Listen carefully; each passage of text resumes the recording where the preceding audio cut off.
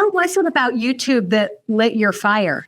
Like, why that particular platform? That's the crazy thing. I don't know. Like, I knew that if we didn't move to video, we were going to get lost in the shuffle. You could see the shift coming.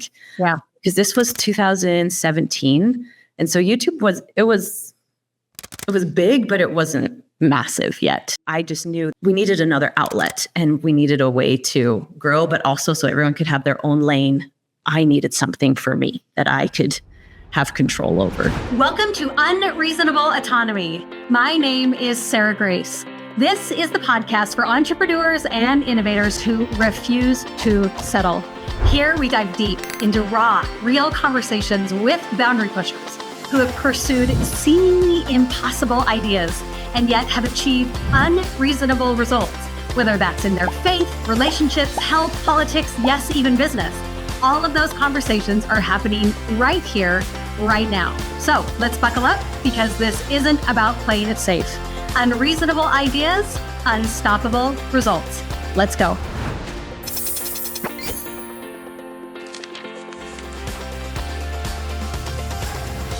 This intro is going to be a little bit different. I'm thrilled to welcome the amazing Kristen Hills onto the podcast today. So when I asked Kristen for her bio, this is what she gave me, quote, "I learned a lot from being the co-owner of Six Sisters Stuff, and now I love helping YouTubers create and launch products on their channel," close quote. What a fabulous bio and straight to the point. What I've got to tell you about Kristen is whether it's a digital course, a membership, or a physical product, Kristen is teaching YouTubers how to serve their audience in a deeper way while generating real revenue. She combines her deep understanding of content marketing with battle-tested strategies for product launches, making her an invaluable resource for creators looking to level up their business. And she's working with some of the biggest names in the YouTube world. I'll let you listen to dive even deeper. Let's start talking. Hello, my dear friends, and welcome back to the Unreasonable Autonomy podcast. And you guys, I'm sitting by my neighbor, but she's kind of a famous neighbor, right? The amazing Kristen Hills. So glad you're here, my friend. No, thanks for having me. This is amazing. And I will say, you guys as listeners are spoiled, whether you're watching on YouTube, whether you're watching Apple Podcasts or Spotify, you are spoiled. She has not done a podcast interview in like 3 years, people. 3 years. 3 years. Welcome back to the scene, my friend. Thank you. I'm so excited to be here. And it's like, what direction is this conversation going to take? I know. It could take a million different directions. So you guys have already heard her bio at the beginning, right? Of like why we should be listening to her and why she's so amazing and why all of the cool people I seem to know also know you and are like, why haven't you hung out with her? She is down the road, right? It's pretty great. It's pretty great. So the way that I really got introduced to you is I just started to notice that every time people mentioned the word YouTube, your name was connected with it, right? Yes. And YouTube is something that I have avoided like the plague. And so selfishly, I am like, how is this fabulous mother human? You're also married to a physician like I am. Like, I'm like, we are like twins in so many ways, but somehow she has figured out this scary thing of YouTube. So I've been in your house a couple of times. We've talked a little bit and we now luckily get to be friends. But for those people who do not know a lot about where you've been, how you got into the YouTube scene, what your past looks like. Give us like the 3 to 5 minute version of what got you started in entrepreneurship and where are you now? Okay. I can do that. Here we go. Okay. So it started as a young child, I always loved entrepreneurship. Like we would have salamanders that would fall into our window well. And I saw it as an opportunity of like, we could make money from this. I think it was like 7. And so my sisters and I, we sold salamanders on the corner to all the kids during summer. And we made like $32 because we had so many salamanders. And that was like my eye-opening moment of like, oh, this is fun. Like I like to make money. And so that was kind of our very first beginning. I know, kind of gross if you think about it. Oh, I don't like creatures now, but pause. It's like, to me, know your market. Kids in summer and little lizards that they can carry home and scare mom with. I think it's brilliant. Don't go to the parents. You go straight to the kids because you know that they have $1 somewhere in their house. So. Brilliant. So that's where it all started. Well, that's kind of where it started. Yeah. And then, so like you said, my husband, he went to medical school and during that time, there was a few of the sisters. So the three oldest, we kind of all separated from each other, and we needed a way to stay in contact with each other. And so we started this random blog. Back then there was bloggers, Yeah. and we did it as a way to communicate, because back then phones were so expensive. We had different phone lines, and when you would try and call each other, it was so expensive. I remember getting the bill, it was like $120 because I called my sister in the middle of the day and talked for hours, and here we are. So we used the blog to communicate. And then we started sharing my mom's recipes, because we only had one sister that lived next to mom. And so she would just text over or type over the recipes of my mom, of her things. And then we noticed people started coming from different places around the country that they could see my mom's recipes too. And so that's kind of neat. It all kind of just fell upon our laps, which is so crazy. But then it started getting bigger, and more people started coming, and we're like, someone from Virginia came. We don't even know anyone from Virginia. Yeah. And so we got our dad involved, and we're like, okay, Dad, like he had done SEO, he had built websites. And so we're like, we need you to build us a website, and we need to make money. And so he helped us put ads on. And I remember my very first check was like $210. And I thought the world was, it was amazing. It was just all amazing. That first high, that first paycheck. That first paycheck is so awesome. Yes. But then Pinterest came, and we decided this could be game changing. So instead of doing like one post a week, I think we did 2 to 3 recipes per day that when we'd push to Pinterest. So we were getting millions. We went from thousands of views to millions of views per month, just using Pinterest. And that's how we grew so rapidly. So we figure, okay, our Pinterest is growing. Like, what else can we grow? So then we started learning about Facebook.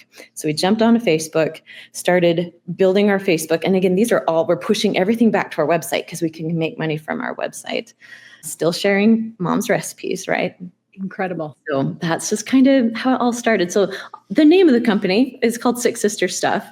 And yeah, we all kind of just worked together and figured out how to grow different platforms.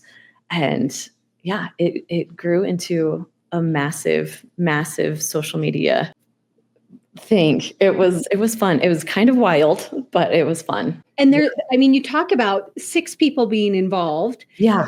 And what is the status of that now? Like, what's your day-to-day look like? Well, it's so interesting. So we started out with the 3 of us, because there were some sisters in junior high still when we started. Oh, I didn't realize that. Yeah, they were tiny. And so when they usually got into high school, we usually gave them a job of like answering comments on Facebook or on the website, or, we started them as little jobs. So they have worked for the company ever since they were really, really little. But yeah, so it's hard. Lots of strong personalities. Yeah. All of us are very, like, so many ideas, 6 hands in the pot, which can get tricky. But then we figured out that if we each were in charge of our own like lane, then we wouldn't have so much confusion and contention. And every business there's contention, but it's hard when it's a sibling, Yeah. And so everyone kind of had their own lane. So the lane I chose to do was YouTube, which is funny because I knew nothing about YouTube. Like, I started having like these thoughts come to my head of, you need to jump on YouTube. And I kind of just pushed aside, like, that is nuts. I've never even watched YouTube other than how to fix a flat tire or build a Barbie house. Right? I just didn't know anything about it. We are the same. Seriously, but I would wake up every morning, and that was my thought of, I need to get on YouTube. I need to get on YouTube. I'm like, oh, fine. So, and this is kind of a talk between me and the Lord of like, fine, I will do it. If you just keep throwing this at me, I will do it. So I went to my first conference, and I knew nothing at all. And I lived in Dallas, Texas at the time.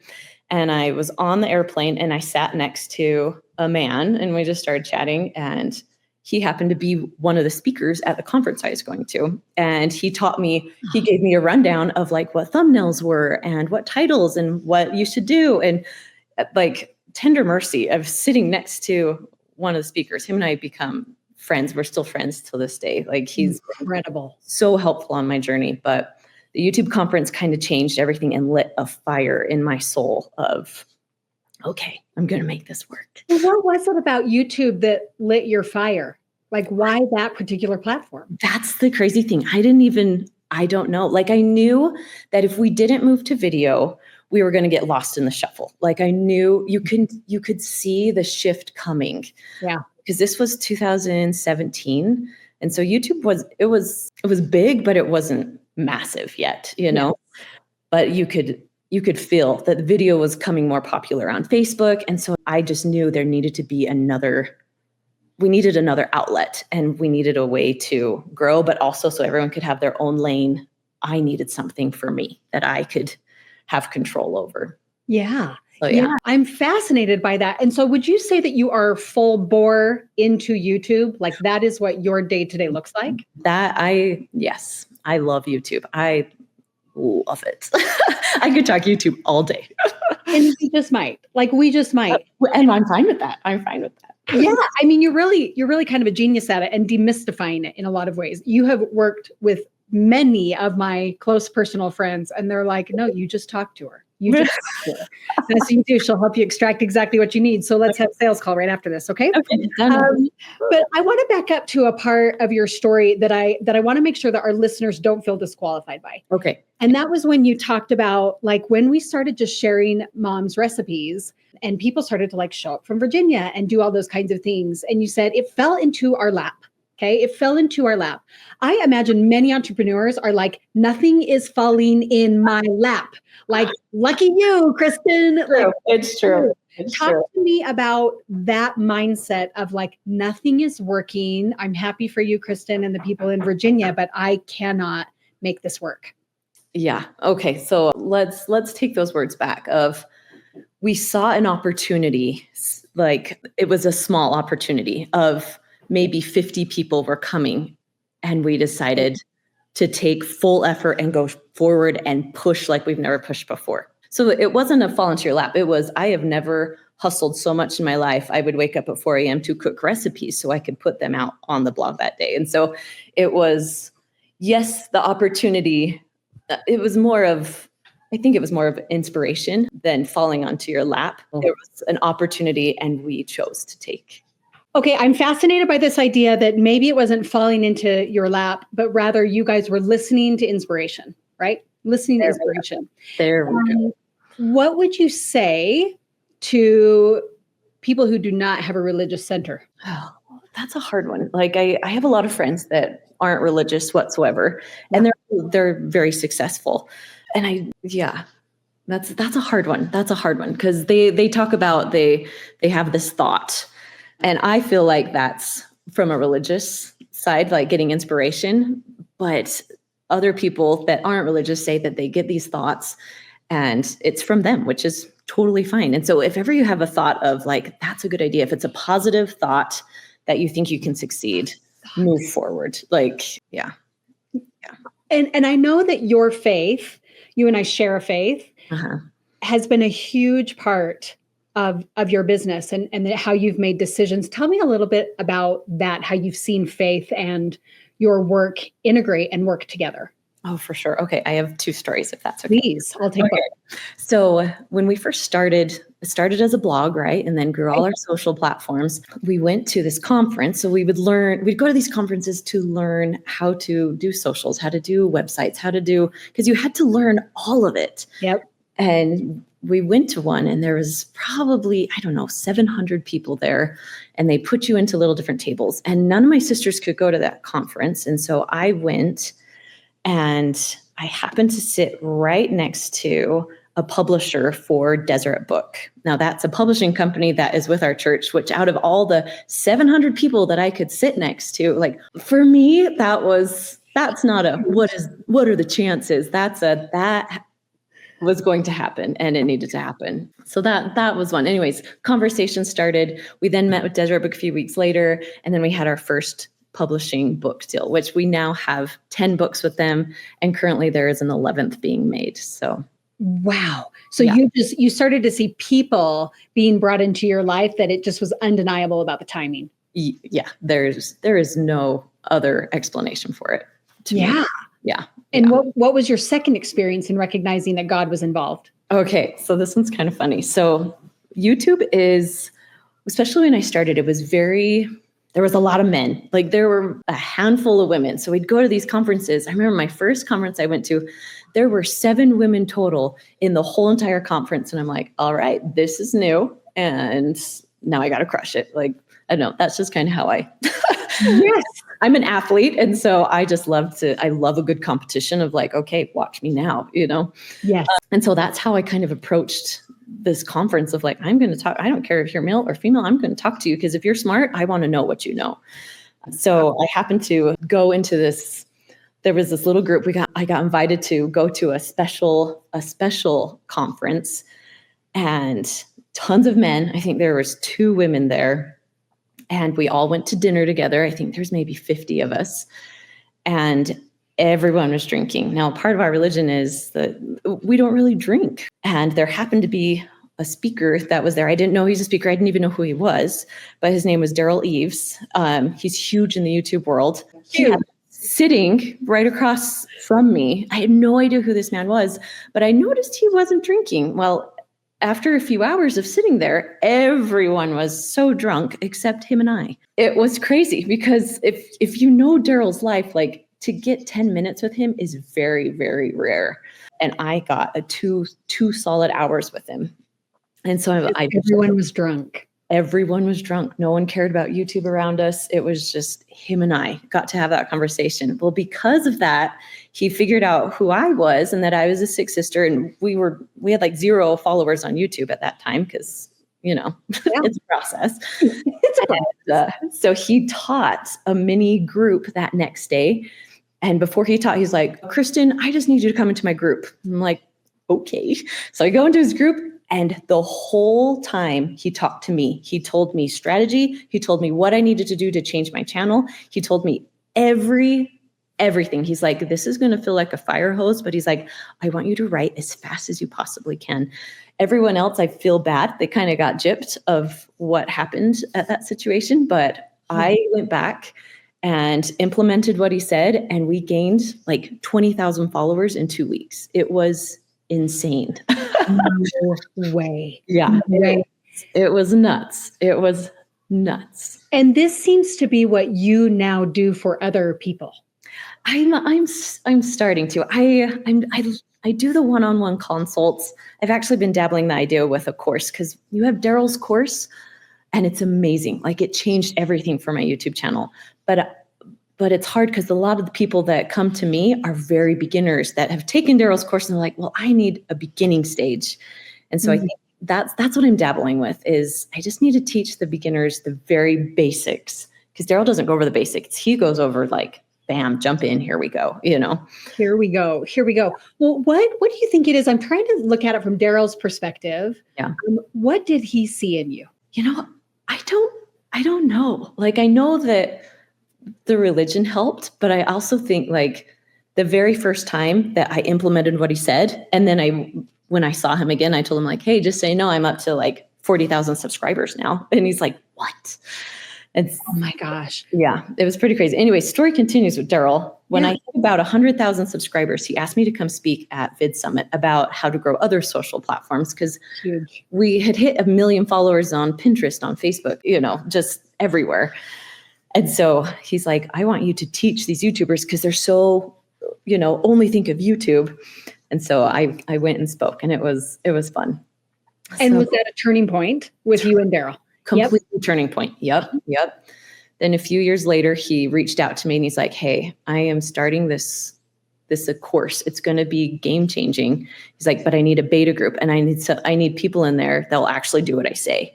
And so I was invited to be part of his very beta group of his channel Jumpstart. And I'm in his book actually, because I grew 50,000 subscribers in 1 month, just implementing what he said. It was insane. It was nuts.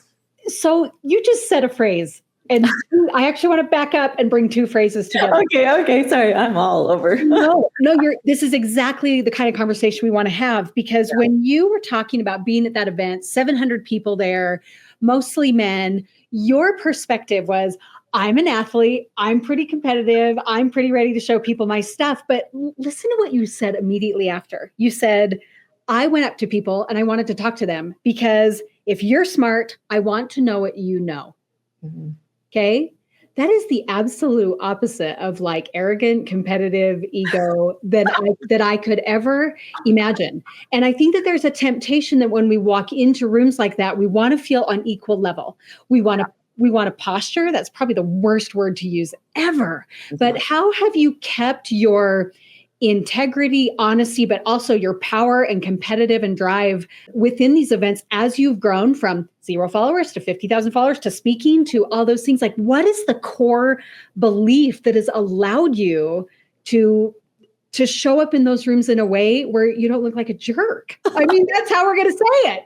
It's true. It's true. Well, okay. You now go into these rooms and I look across he has 35 million followers. I met Mr. Beast at a dinner and I was like, okay, you have how many hundreds of millions of followers? And so I actually don't, when I walk into a room, I don't actually feel that way. Not in you. Yeah. It's interesting. But yeah, I also grew up in yes, I'm super competitive, but I grew up in a family. So there are 6 of us, right? 5 sisters. And every day when we would leave to go to school, my mom would say, hey, I love you, but remember, you are no better than anyone else. And that's like, as silly as that sounds, like I needed to hear that. Like it was something that humbled me very quickly. I don't know. My sisters and I, so there are 6 of us. There we go. 6 of us. 5 of us were student body presidents. The other one was student body vice president. And so we're all strong go-getters, I guess. Yes. And I think that's why my mom would say that every day, just like, hey, just remember, humble you down a little bit. Like you're not better than people, so don't act like it. So don't act like it. Yeah. And I love that you've just been able to hold on to that. Like I am here to learn from whatever genius you have to offer and that everyone has a genius in them. Yeah, everyone knows something that I don't know. And so I would love to learn it. Incredible. So tell me a little bit about, you're growing up and very strong personalities, and you're also raised in a matter of faith. There has got to be some sort of absolute spirit within you, fighting spirit, because just FYI to all listening, 10 years ago, it was not very okay for women to work outside the home, for women to work, period. I shouldn't even say outside the home. Yeah. Right. It was not accepted. It wasn't talked about. In fact, it was kind of ignored is probably what I would say. Yeah. What do you say? Oh, so many different things. I get that. Like, I remember that. I remember like people from my church would come and approach me and be like, do you even have time for your kids? Like, are you even watching them? Like, just almost making you feel guilty of that you are doing something. And like, I know you and I both have husbands where we don't necessarily need to work, but I'll tell you what, I love to work. I love it. It's interesting. These last few months, so with 6 sisters, long story short, 6 sisters YouTube got hacked. Like it was the 23rd of December. It's been almost 3 years now. And so it completely destroyed the channel. So it was kind of a turning point for me of, you know what, this does not define me, because that had been my life for how many years? So many years. I grew up 1 million subscribers. We were so close. And then bam, it was slightly discouraging because it was my everything. But it's so funny how some doors close and then other doors open. So I've been doing a lot of YouTube stuff. I actually work for Daryl Eves now. We work together and I help his clients launch products. But I had about 6 months ago, I just had that feeling again of like, it's time for YouTube. You know how to do it. Let's go. And so I was okay. I have this thought like, what would I do? What do I love? I'm not going to do cooking. I'm going to let that stay in B. But I need to find something. And then lots of prayer, lots of thinking, lots of talking with my husband. And one thing I love doing is I love making money. And that sounds so silly. You said it. But I also love teaching people how to make money. And so actually 2 weeks ago, I started a new YouTube channel teaching moms how to make money from home. You're doing it. I know. It's still like funny to say that, like, I can't believe I'm doing this right now, but I am loving it so much and it might not even get very big. And I really don't care. Like, I know that I want to teach these moms, like, it's okay to make a little bit of money. It's okay to work inside the home. It's okay if money is tight and you need to pick up a little side hustle just so you can pay for groceries. That's okay. Because our economy right now is so crazy that a lot more people are going to have to start working in order to make ends meet. It's just how it is. So it's so true. And I mean, Greg and I were even talking about this last night, where he feels like people's lives are being stolen from them. yeah. You know, that their ability to make choices each and every day is just diminishing because of the state of the economy and the world and politics and all of these things. Yeah. How would this have turned out differently had your husband not have been able to provide? You know, it'd be interesting. So my husband's been a doctor for 5 years now. I was the sole breadwinner for 14 of the years. It's been interesting. Like, hey, let's go. This is for me too. So I'm like, let's just have a one-on-one conversation. I know. It's almost like, wait, it was a weird shift of like, I was the sole breadwinner and now I don't have to carry that weight on my shoulders. And it's been nice, but also I feel like it maybe hasn't made me push as hard. I think if I was the sole breadwinner, I would do everything in my power, like wake up at 4 a.m. if I needed to get crap done, you know, like it's had a little bit of a mind shift for me. But what have been some of the pros of being able to not be as burdened, wrong word, but as burdened with being the breadwinner? What have been some of the positive things? I think being there for my kids a little more. Obviously, I worked from home and I would film videos and it would be like, go up into the room, be quiet, don't speak. And then sometimes I could hear them. So my poor editor be like, be quiet. And I'm like, sorry, editor, sorry. It is what it is. Cut that out because it's just how we're living our lives right now. But I think it's made me a lot less stressed out and to just be there more as a mom, which has been nice. I have 17 down to 3. So five girls. Actually, I have all girls too. And so it's now that we're getting to these teenage years, I'm like, okay, I do need to be more present in their lives, especially when they get home from school. I need to be there so they have someone to talk to. And so that's kind of what I've been trying to focus on, is just be more present, whether they want to talk to me or not. I will be there though. Yeah, for sure. I mean, we can't predict that for sure.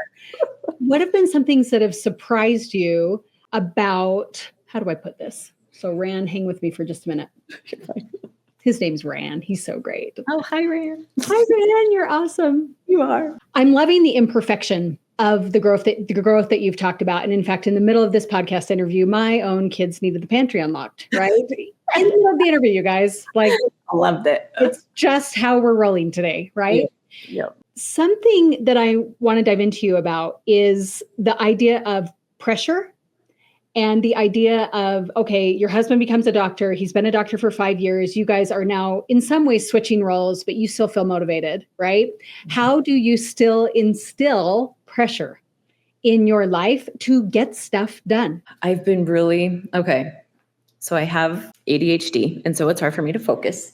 And so I am a to-do list person. And so I give myself deadlines. If I do not have a deadline, nothing will ever happen. Yeah. And so if I create goals for myself every morning, and then whatever I need to get done, I give myself a deadline. And then if I don't finish the deadline, I am up early finishing that. That's just how I work. That's how systems work for me. Like, my whole life is run on systems. And so yeah. That works really well. Yeah. And what is it like to be married to your husband, in the sense of how involved is he with the decisions you're making in the business, and how involved are you? You're like laughing, like, I can't wait for this answer now. I am. Okay. So I did YouTube sorry, did I interrupt your question? So I did YouTube for, I don't even know how many years, 8, 9 years of YouTube, and maybe not even that long. I don't know. All the numbers are mushing together. Okay, start again. So I did YouTube for many, many years. And my husband did not watch one video on YouTube because he could not handle it. He's just like, That's just not his jam at all. I am the most extroverted person. He is the most introverted person. We mix very well together, but I definitely I kind of do whatever I want. And he's the most patient man. And he just is like, that sounds great, dear. So I win. Like, I'm not going to tell you how to practice medicine, and you don't need to tell me how to increase subscribers. It's all good. Yeah. It's all good. No. So how did you have you said that God is whispering to you right now, it's time to do this thing. It's time to do this YouTube thing. And you have specifically honed in on helping moms make money from home. Yeah. Why does that avatar matter to you so much? Because I was that avatar for a while. When we first got married, I mean, I was poor. My parents, they taught us how to work hard, but we paid for everything. We paid for everything, every sport that we did. When we were student body officers, like you paid for your sweater, you paid for camps, you paid for everything. But they also taught us how to make money so we could do that. So I remember we would go door to door and we would sell Ligori's pizzas. Did you ever have any Ligori's pizzas from Layton or Ogden? Yeah, they're the best. Wow. Anyways, you buy them frozen and then you can go and sell them. And so I'd sell them to the whole neighborhood and make a few $100s. And that's how I'd pay for like church camps and everything. But my parents taught us how to pay for our own stuff, but also how to work for it, which I've so much. That's kind of a rare combination with parenting. Like, I think we all believe they have to learn how to pay for their own stuff. They have to learn the value of money. But the flip side of you have to be able to know how to earn it as well. Yeah. My dad is also an entrepreneur. And so I think that's kind of where it all came from. It all came from. What was it like to be raised by an entrepreneur? It was sometimes stressful. Like, I'm sure. Oh, yeah. Yeah. Because some things would do really, really well. And then some things wouldn't. And he wouldn't have a job for a little bit. And so, but the crazy thing is when he wouldn't have a job, he taught us, okay, this is how we sell on eBay. And so I remembered, like, this is before we had internet on our cell phones. I would stay at home and be on the computer. He would call me, okay, this is the description of it. How much is it selling for? Like, this is every Saturday. This is what we do. And so we would make enough money that we could stay where we are. So we could have food. So we could have, like, it was a very fun childhood. I learned to love eBay. I used to be a top seller at eBay when I was first married, just because I knew how to do it. We learned a lot of skills growing up. It was pretty nuts. Yeah. You are fascinating to me. I'm like, I don't know anything about you. This is amazing. Yeah. This is so amazing. I have a question though. Okay. There's a book that's called The Power of Positive Parenting, written by Glenn Latham, right? It's a big green book. It's probably out of date. Who knows? Yeah. But his whole concept of the book is we are living in the first generation, really, of people in which we have to manufacture skills and working and grit in our children. We have to make it up, right? Because generations, they had to be on a farm, they had to do all these kinds of things. And like their survival was reliant upon them working and gaining skills and growing things and whatever. And it's almost like you had that somewhat outdated experience in the sense that your survival was directly tied to the family unit. Would you say that's accurate? I would actually. Okay. Have you found it to be so valuable to you that you are going to do something similar? What does your family dynamic look like? That's interesting. So last summer, maybe it was two summers ago. So we have a mentor in common, Russell Brunson, even though he's more of your mentor. I just follow him like a crazy fangirl. We're all crazy fans. So good. But he presented this opportunity that it was a class for children. And so I brought two of my kids to Arizona to hear him speak. And up on stage there were two speakers that talked all about eBay and what they do. And so when I got home, I'm like, guys, I know how to sell on eBay. I'm going to teach you how to do this. And they made $6,000 that summer, just learning the basics of how to do it. And so I love when I have opportunities to teach my kids. It's like, education is great. I actually only had 3 semesters of college, I'll be honest with you. I just didn't ever go to school because I didn't love it. I was not interested in what they had to teach. It was so boring for me. It was so hard. But man, if I will listen to courses and eat up everything that's in them. It is my favorite thing. Yeah. Yeah. So I'm trying to show my kids that there are different ways that you can make money. There are different ways you can make money online. There are different ways that you can make money by starting little businesses or helping people, or there's just so many more opportunities that I just didn't know even existed when I went to college. And so that's kind of my goal, is to show them that you can try lots of different things and it's okay. So it's a huge part of you. Oh, huge. We talk about it every day. So one of the things I'm teaching my kids, it's called a UGC creator. Have you ever heard of that? No. Okay, this is fun. You should watch my channel. I will right Okay. after this. Okay. Keep going. So the bad thing is you have to be 18 to do it. But I'm told my 17-year-old, I'm like, look, if you help me do this and help me edit the videos, I'll give you half of whatever I earn. And so a UGC creator is someone who doesn't have an influence, who doesn't have any followers whatsoever, and brands will send you a product. You make a little video of it, like 15 seconds to 30 seconds, and then you turn it in, and they pay you anywhere from $30 to $55 per mini video. And so you just apply for these jobs, and every job that you get, it's just a great way to make money. Anyway, so I did a video and I tried it for 30 days, like that, from start to finish. I'd never done it before. And I made almost $400 of just making little 15-second videos for people. For like stuff like this. I'm like, that would help pay for us like a week of groceries. I have a lot of children, but it would help. It would help. So anyway. Well, and the fact that like your son is involved and is watching it, and I grew up with a mother that was an author for Deseret Book. Oh, and really? I just remember being in awe that yes, she was baking bread, and yes, she was at the park with me. And then all of a sudden she had a book that showed up as a bestseller at Deseret Book. And I remember being like, oh my gosh, Mom, what, like you're hustling. I love that. I love that. And it was very uncommon for that age. Incredibly uncommon. Yeah, for a female. Yeah.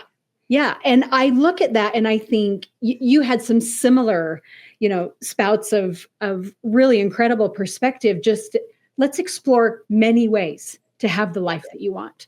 And let's also explore what it's like to ride the highs and ride the lows, right? Right. Let's explore what it's looked like to build a family that way. I have a really opinion pushing question. Go for it. I'm an open book. Talk to me about higher education. Okay, so my husband's a doctor, right? No, our husbands work together. We do, actually. They do. My husband loves working with your husband. They are good humans. Okay. They are. And there are places for higher education. Like there really are. And I fully support, if my kids want to go that direction, I fully will support them in whatever they choose. For me, it just wasn't something that interested me. And then once I started going in the business, I realized that there were so many things I could do without that higher education. Like I didn't need a degree to go learn about something and take a course and go learn it on my own without having a degree in my hand saying, oh, you learned this. No, I just want to pay for it and I just want to learn it myself. So I feel like there is positive in both. Like whatever you choose to do, go for it and put everything into it. Because if you just but everything, I don't say curses, but that would have been a curse if it wasn't on the podcast. Just for fun. I don't want to demonetize anything, but you just can't go through life like that. And so my mantra is, if you're going to try something, go all in and try it and see how it goes. Here's my question though, and this is where I'm going to fight you on this a little bit. Okay, go. Is I think that there is an association with higher education and stability or guarantee, right? Yeah. And in a world where it's kind of crazy and kind of wild, I actually really, really love the stability of Greg's job. I love it because I take much bigger risks now. Oh my gosh. You're not wrong. And there's more opportunity for those that have more money. Like as biased as that might seem, I've seen it over the last 15 years of there's more opportunity for those that have more money. And what do you think about whether people should pursue stability in life? That is so hard. That is fire, girl. I mean, we're entrepreneurs. That is so hard when you have that entrepreneur bug and you don't want to work for someone, but by golly, you better know what's going to work. It's going to work. You better know it's going to work. And so I feel like, yeah, it might be better to have a stable job first and then focus on your entrepreneurial. There we go. Focus on your side hustle as a side hustle. And if your side hustle succeeds, then go ahead and move forward. But you got to have stability for yourself, especially if you have a family. Like, yeah, I get that. And what does stability mean to you personally? We in medical school, we lived off of, I think it was $2,500 a month. We lived off of that. And I didn't feel poor. I didn't feel like we were missing out on things.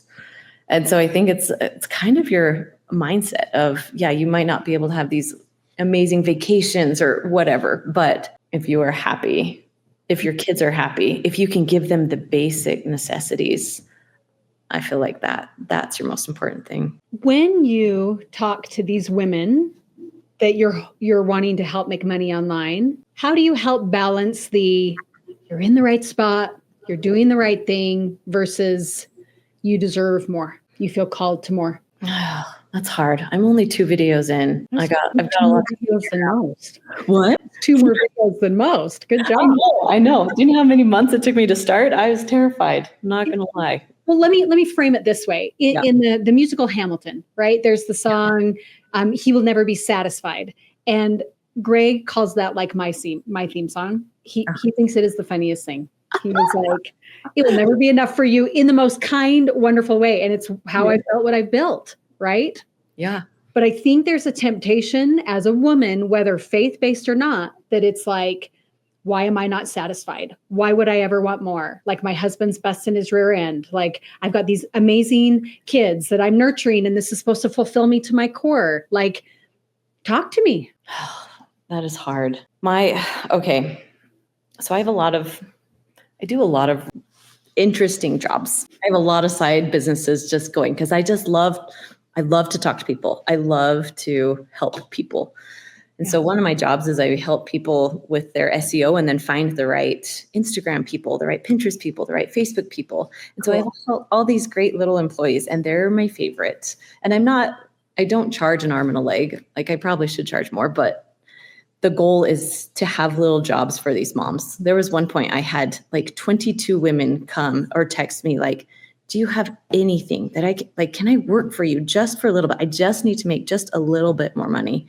And so honestly, that's the mom I'm after. I want the mom who still wants to be home with her kids, but also just needs just a little bit more. They're not in it I want to make tons of money. Like, they want to make their life a little more cushionier so you don't have to think about, okay, where's our next meal coming from? And I feel like that hits a lot of people right now, at least a lot of people that I know. And so that's kind of my goal. I was teaching a lot of people. We talked about how to do the UGC Creator. There was one point I had 6 women in my house, and I was just teaching them how to do it. And so I'm like, okay, I have got to figure out an easier way that I can teach one to many instead of one to one-on-one or one-on-2 or one-on-6. And so that's kind of where this came from too, to give more opportunities to more people in a broader range. So anyways, does that answer your question? It does answer my question. And it's something I just want to brag on you for a hot second, because as much as I would love for you to talk more about the results that you have gotten people and the incredible things that you're doing, you just really allow the proof of your results to lie. You absolutely are confident that you know how to get people from A to B and B to C and C to D. And here's where I think we get lost, is I think that we try to show, here's how I'm going to help you buy the Ferrari, when they are literally trying to bring in an extra $200 so that they can throw birthday parties or they can do Christmas, right? Yeah. And I imagine that has been such a missed market, probably because God's been holding it in reserve for you to blow it up. I get it, right? So I think that as leaders, and I mean, you are literally sitting next to Daryl, who is one of the big, he's the YouTube dude for Mr. Beast, right? And for The Chosen and all those kinds of things, huge. But what I love is that he saw something in you when you were kind of a nobody. the one who kind of wasn't drunk, right? Right. Right. Wasn't drunk at all, we'll put it that way. Yep. But that you are carrying on that legacy of, I will sit with you if you have 0 people in the room. I will sit with you and talk to you and help you, even if you're trying to make the first $100, right? Because Right. that is a market most people do not have the patience for or the vision for. Yeah. That's my brag on you. Well, thanks. Thanks, friend. We need you in the world. We need you in the world. So we have gone all around the board today, right?